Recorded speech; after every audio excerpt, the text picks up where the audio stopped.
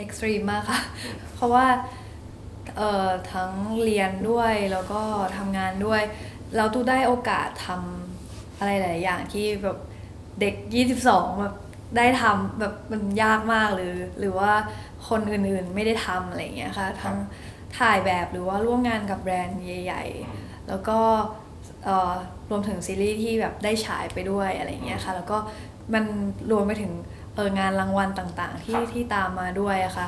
ก็เป็นประสบการณ์ที่ดีมากค่ะในวัย22ปีที่รู้สึกว่าได้รับค่อนข้างเร็วค่ะ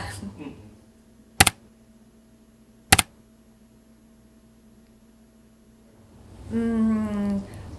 ตูรู้สึกว่าตูได้เรียนรู้ที่จะรับผิดชอบตัวเองมากขึ้นนะคะด้วยความที่เราทำหลายอย่างแล้วเราก็ตั้งใจอยากให้มันดีให้มันออกมาแบบดีที่สุดอะไรเงี้ยด้วยก็เลยรู้สึกว่าต้องรับผิดชอบตัวเองเยอะมากขึ้นมากๆค่ะจากที่เมื่อก่อนแบบว่าพ่อแม่ก็แบบว่าช่วยดูแลหรือว่าเราก็ทำทีละอย่างไปอะไรเงี้ยค่ะแต่พอเหมือนพอเราทำหลายอย่างแล้วมันก็ต้องมีเรื่องที่รับผิดชอบมากขึ้นด้วยอะค่ะแล้วก็กลายเป็นตัวเราที่ต้องรับผิดชอบตัวเองให้มากขึ้นค่ะแล้วเราจัดการควบคุมหรือว่า handle ของมันได้ดีแค่ไหนจริงๆคนข้างนอกอาจจะคิดว่า handle ได้ดีมากอะไรแบบนี้ค่ะเพราะว่าจริงๆมันมีเบื้องหลังอะไรอีกหลายอย่างที่เราก็ไม่ได้โพสต์หรือว่าเราไม่ได้แบบเล่าให้ใครฟังอะไรเงี้ยก็ถือว่าหนักแต่ว่าก็คิดว่าก็ handle ได้ดีระดับหนึ่งค่ะก็เลยผ่านมาได้เพราะถ้า handle ไม่ได้ก็น่าจะไม่ถึงตอนนี้ค่ะถือว่าไม่หนักเกินไปสำหรับเด็กอายุ22หรือว่าก็หนักแต่ว่าก็หนักแหละแต่ก็ผ่านมาได้ค่ะก็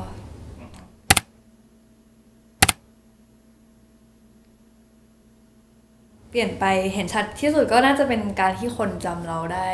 ได้เยอะขึ้นนะคะเวลาออกไปข้างนอกอะไรอย่างนี้ก็มีแฟนคลับเข้ามาทักอะไรอย่างนี้ตลอดเลยแล้วก็น่าจะเป็นสิ่งที่เปลี่ยนไปเยอะที่สุดแล้วอะค่ะก็คือเราก็ต้องระมัดระวังตัวในการใช้ชีวิตมากขึ้นอะไรอย่างนี้เวลาออกข้างนอกอะไรอย่างเงี้ยค่ะใช่แล้วก็อย่างที่บอกก็เรื่องการรับผิดชอบชีวิตตัวเองก็เปลี่ยนไปเยอะมากค่ะจริงๆเด็กสุดเลยนะคะก็ชอบเรื่องแสดงนี่แหละค่ะเพราะว่าพี่ชายเป็นนักแสดงแล้วก็มีโอกาสได้แบบตามไปเรียน acting เรียนอะไรกับเขาด้วยอะไรเงี้ยแล้วก็ชอบค่ะแต่ว่ามันก็ไม่ได้อินมากขนาดนั้นแค่สนุกในการได้ทำอะไรเงี้ยค่ะแล้วก็เอออยากเป็นดีไซเนอร์เพราะว่าก็ชอบแต่งตัวชอบแฟชั่นอะไรเงี้ยค่ะแต่ว่าไปมาเรา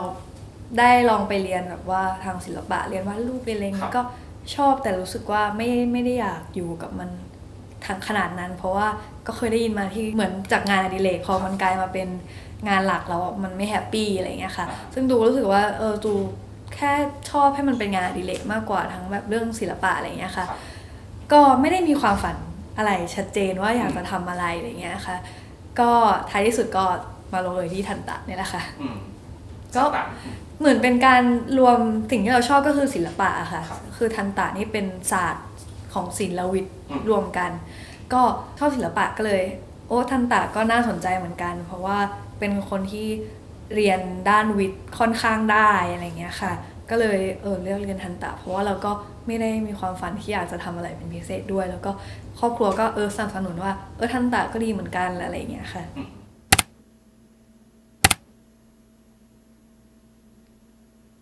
จริงๆแรกสุดเลยอะค่ะก็แค่คิดว่าชอบศิลปะแล้วก็เรียนวิทย์แต่ว่าพอช่วงหลังมาที่ตูทำ YouTube อะค่ะเกี่ยวกับการเรียนแล้วก็แบบมีแบบเรื่องทันตะอะไรอย่างเงี้ยค่ะกลายเป็นว่าเราสร้างแรงบันดาลใจให้คนเยอะมากค่ะมันก็เหมือนสะท้อนกลับมาเหมือนกันว่าหนูมีความสุขเวลาหนูได้อ่านข้อความที่แบบน้องๆส่งมาแล้วก็รู้สึกแฮปปี้ที่ได้เป็นแรงบันดาลใจหรือว่าส่งต่ออะไรดีๆให้คนอื่นมันก็เลยกลายเป็นว่าหนูก็เอนจอยกับการที่ได้เป็นทันตแพทย์ได้แบบช่วยเหลือมันฟังดูโลกสวยแต่ว่าจริงๆแล้วมันเป็นอย่างนั้นจริงๆอะค่ะแบบมันมีความสุขที่ได้ทำให้คนอื่นด้วยอะไรอย่างเงี้ยค่ะรวมถึงหนูเองตอนเด็กๆหนูก็เหมือนไม่ค่อยกล้ายิ้มอะไรอย่างเงี้ยค่ะจนหมอจัดฟันแล้วหนูก็เหมือนพัฒนาบุคลิกมันดีขึ้นแล้วกลายเป็นคนที่กล้าที่จะยิ้มให้คนอื่นมากขึ้นอะไรอย่างเงี้ยค่ะแล้วก็ นั่นแหละค่ะมันก็เหมือนการส่งต่ออะไรดีๆให้คนอื่นด้วยเหมือนกันค่ะ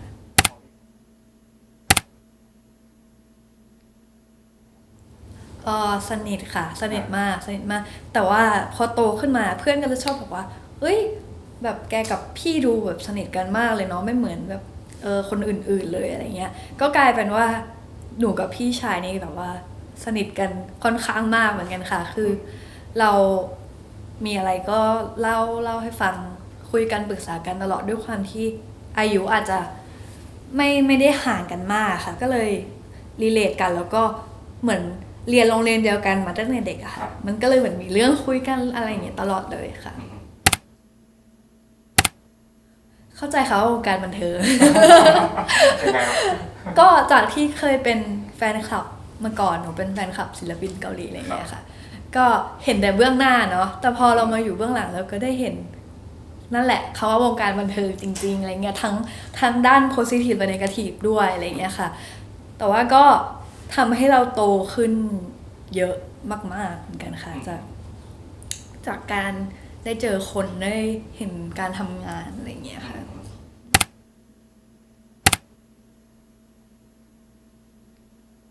ก็จริงๆมันเป็นสิ่งที่หนูแบบคิดว่าหนูจะต้องเจออยู่แล้ว เพราะว่าด้วยความที่หนูเป็นแฟนคลับมาก่อนก็ค่อนข้างเดาได้แล้วก็เข้าใจว่ามันจะเกิดสิ่งนี้ขึ้นอะไรอย่างเงี้ยค่ะแล้วก็เตรียมใจมาระดับหนึ่งว่าจะต้องเจออะไรแบบนี้แต่ว่าผลมันปรากฏว่ามันแรงกว่านั้นแบบค่อนข้างเยอะแบบว่าความวิพากษ์วิจารณ์อะไรอย่างเงี้ยค่ะแต่ว่ากลายเป็นว่าหนูมีคนรอบข้างหนูไม่ได้มีสังคมอยู่แค่ในนี้หนูเริ่มมาจากข้างนอกจากสังคมที่ไม่ได้อยู่ในวงการมาก่อนอะไรอย่างเงี้ยค่ะมันทำให้พอเราปิดโทรศัพท์ปุ๊บออกมาข้างนอกมันก็ไม่มีใครที่มาพูดอะไรแบบนี้แล้วอะค่ะก็เหมือนใช้ชีวิตข้างนอกมากกว่ามันก็เลยไม่ค่อยส่งผลอะไรเท่าไหร่แต่ถามว่าส่งผลไหมมันก็มีบ้างที่แบบมันสะสมมาจุดหนึ่งอะไรอย่างเงี้ยค่ะแต่ท้ายที่สุดแล้วคนข้างนอกทั้งครอบครัวทั้งเพื่อนมันก็เหมือนทำให้เซลฟ์เอสตีมของเรามันกลับมาได้แล้วก็เราก็อยู่กับตัวเองมากขึ้นค่ะโตขึ้นมากๆเลยจากการเจอ Impact พวกนั้นมาค่ะจริงๆพอผลงานมันออกไปแล้วสิ่งเหล่านั้นมันก็น้อยลงเรื่อยๆค่ะมันก็กลายเป็นว่ากลุ่มที่รักเรามันก็ขยายขึ้นแล้วก็เห็นข้อความดีๆ positive มากขึ้นไอตัว negative พวกนั้นมันก็แทบจะไม่มีแล้วอะไรอย่างเงี้ยค่ะหรือว่ามีแล้วก็ไม่ได้ไปโฟกัสมันอะไรอย่างเงี้ยค่ะก็ถามว่าโล่งไหมก็อาจจะไม่ได้ใช้คำว่าโล่งแต่เป็นแบบลืมอะไรพวกนั้นไปมากกว่าค่ะปกติเราใส่ใจกับคำวิพากษ์วิจารณ์หรือว่าคอมเมนต์ในออนไลน์จริงๆวิพากษ์วิจารณ์ถ้าแบบว่าเป็นอะไรที่แบบมีเหตุผลหนูฟังหมดแล้วก็ปรับปรุงการแสดงการใช้เสียงอะไรแบบนี้ค่ะเราก็รับฟังแล้วก็ปรับปรุงต่อไปแต่ว่าอะไรที่แบบนอนเซนส์มากๆอย่างแบบว่าการวิจารณ์หน้าตาหรือว่าการวิจารณ์บอดี้อะไรเงี้ยหนูไม่สนใจเลยค่ะพอรู้สึกว่าไม่รู้จะได้ประโยชน์อะไรจากการรับฟังข้อวิจารณ์เหล่านั้นแล้วบางคนวิจารณ์มาด้วยเฮทพื้นฐานเป็นเฮทมันก็ออกมาเป็นการแบบเหมือนติมากกว่าแบบไม่ได้ติเพื่อให้อะไรดีขึ้นนะคะเหมือนก็รับฟังอะไรแต่อะไรที่มันทำให้เราปรับปรุงแล้วมันได้ประโยชน์มากกว่าค่ะ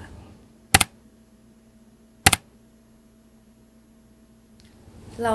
บางทีเราก็ต้องเลือก priority ในแต่ละช่วงเวลาค่ะอย่างช่วงสอบหนูก็ไปทุ่มให้กับตรงนั้นเลยก็คือไม่ทำงานช่วงนั้นหรืออะไรแบบนี้ค่ะแล้วก็ท้ายที่สุดแล้วหนูยังเซต priority ให้การเรียนอยู่มันก็เลยเหมือนว่าพอเราให้ priority กับมันมากกว่าอีกอย่างอะไรอย่างเงี้ยค่ะเราก็สามารถทำตรงนั้นได้อย่างเต็มที่แต่ว่าก็ยังไม่ได้ทิ้งอีกทางนึงอะไรอย่างเงี้ยค่ะก็บาลานซ์เรียกว่าบาลานซ์ดีกว่าคนถ้าถามว่าแบ่งเวลายังไงจริงๆก็ไม่ได้แบ่งเลย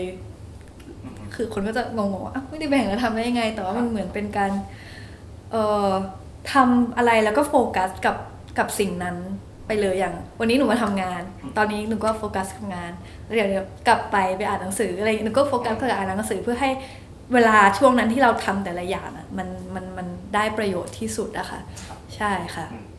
นี่แสดงว่าเดี๋ยวกลับไปต้องไปอ่านหนังสือแล้ว ใช่ค่ะ โอ้โห พรุ่งนี้แล้วพรุ่งนี้ต้องไปเรียน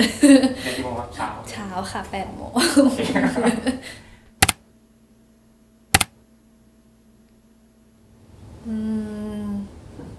90แล้วกันค่ะ ก็ให้เป็นการให้กำลังใจตัวเองว่าเป็นจุดเริ่มต้นที่ดีค่ะ แล้วก็กระแสตอบรับอะไรต่างๆ ก็ดีแล้วก็ตัวเองดูเองแล้วก็ก็มีอาจจะมีจุดที่ยังอยากปรับปรุงอยู่อะไรอย่างเงี้ยค่ะแต่ก็คิดว่าเป็นเรื่องแรกแล้วก็ให้โอกาสตัวเองได้ทำไปแล้วก็ดีค่ะ ให้กำลังใจตัวเองในตอนนั้นว่าดีแล้วก็พัฒนาต่อไป ก็มีเรื่องการแสดงบ้างที่รู้สึกว่าเราอาจจะเล่นอะไรที่ไม่ชัดหรือหนูรู้สึกว่าหนูยังมีข้อเสียเรื่องการเล่นอะไรแบบซีนที่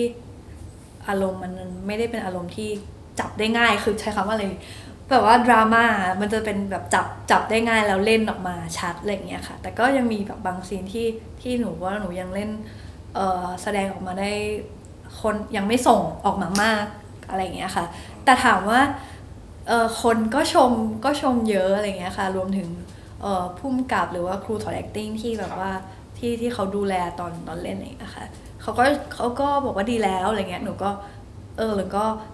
เหมือนเป็นการเชียร์อัพตัวเองแหละว่ามันก็ดีแล้วอะไรเงี้ยแล้วก็ไม่ได้เสียใจที่เล่นไปค่ะ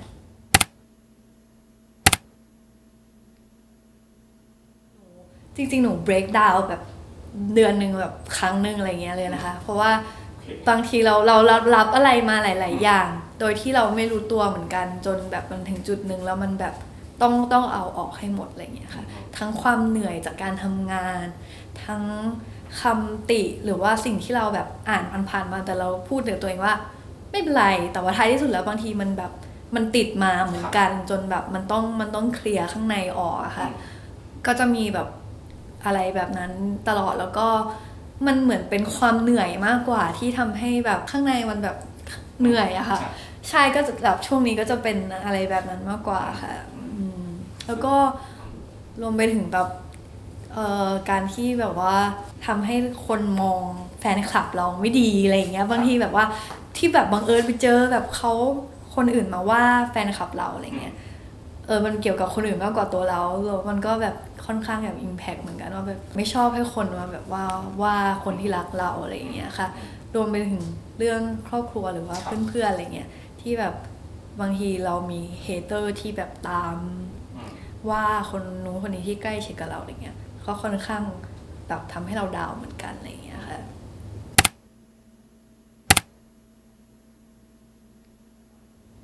แคร์มากค่ะเพราะว่าเราเป็นแฟนคลับเหมือนกันแล้วเราก็เข้าใจสิ่งที่เวลาแฟนคลับซัพพอร์ตเราแฟนคลับรักเรามันเป็นส่วนหนึ่งในชีวิตของคนบางคนเลยอะไรอย่างเงี้ยค่ะเป็นเหมือนวัยบางคนเขาให้วัยหนึ่งของเขากับเราเลยอะไรเงี้ยก็เลยแบบค่อนข้างเก็ตในความรักแล้วก็แบบแรงซัพพอร์ตที่แฟนคลับให้ค่ะก็อยากทำผลงานคุณภาพต่อไปอะค่ะก็คิดว่าครั้งหนึ่งเราได้มาเป็นนักแสดงแล้วก็อยากส่งต่ออะไรดีๆที่แบบให้อะไรดีๆกับคนดูกลับไปอะค่ะแล้วก็ได้ร่วมงานหรือว่าได้ทำผลงานที่เข้ากับตัวเราแล้วก็คิดว่าอยากจะทำอะไรท้าทายที่แบบว่าแสดงให้เห็นแบบมิติหรืออะไรใหม่ๆกับตัวเราด้วยอะค่ะก็ดีใจมากๆค่ะเพราะว่าเป็นปีแรกที่เข้ามาทำงานแล้วก็ได้รางวัลนี้เลยอะไรอย่างเงี้ยค่ะแล้วก็คิดว่าคงได้แค่ครั้งเดียวเพราะว่า New Face ก็น่าจะเป็นแบบว่าครั้งหน้าใหม่อะเนาะก็เดี๋ยวจะเป็นหน้าเก่าแล้วอะไรอย่างเงี้ยค่ะก็ดีใจที่ได้ค่ะแล้วก็ดีใจเหมือนที่ได้เหมือนอาจจะได้ส่งต่ออะไรดีๆแบบว่าแรงบันดาลใจหรืออะไรให้คนที่ติดตามเรามากขึ้นในฐานะแบบ New Face ค่ะแล้วก็เราเป็นวัยรุ่นค่ะเราก็แบบว่าน่าจะสร้างอะไรดีๆให้สังคมตอนนี้ได้เหมือนกันค่ะโอเคครับเรียบร้อยค่ะขอบคุณค่ะ